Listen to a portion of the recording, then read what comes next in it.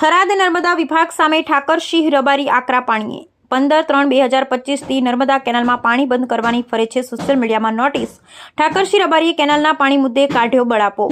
30/4/2025 સુધી પાણી ચાલુ રાખો, ખેતરમાં ખેડૂતોનો પાક ઊભો છે।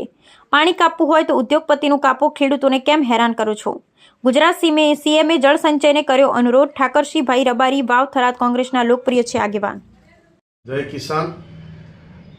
નર્મદા વિભાગની છેલ્લા 2 દિવસથી ગ્રુપોમાં નોટિસ ફરી રહી છે। ખેડૂતોને 15/3 પાણી બંધ કરવાનું છે, પરંતુ દુઃખદ એ બાબતનું છે કે નોટિસમાં એમ લખો છો કે બકનળીઓ કાપી દેવામાં આવશે।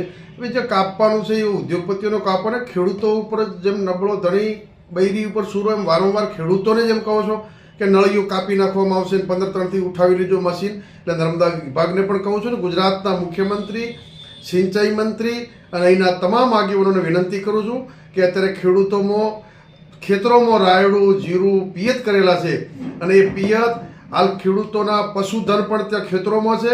એટલે રાજ્ય સરકારના મુખ્યમંત્રીને વિનંતી કરું છું કે આપ એપ્રિલ મહિનાની 30 તારીખ સુધી પાણી ચાલુ રાખો, ખેડૂતોની વેદના સમજો, એવી રાજ્યના મુખ્યમંત્રી અને જે તે વિભાગના નર્મદા વિભાગના મંત્રીશ્રી અને અહીંના સ્થાનિક આગેવાનોને પણ કહું છું કે 30મી એપ્રિલ સુધી ખેડૂતો પોતાનો પાક લે। પાક પાકી ગયો છે પણ 1 મહિનો હજુ પણ લોકો ખેતરોમાં રહે, એમના ઢોરોને પાણી પીવા માટે, લોકોને પીવા માટે એપ્રિલ મહિના સુધી રાખો એવી વિનંતી કરું છું।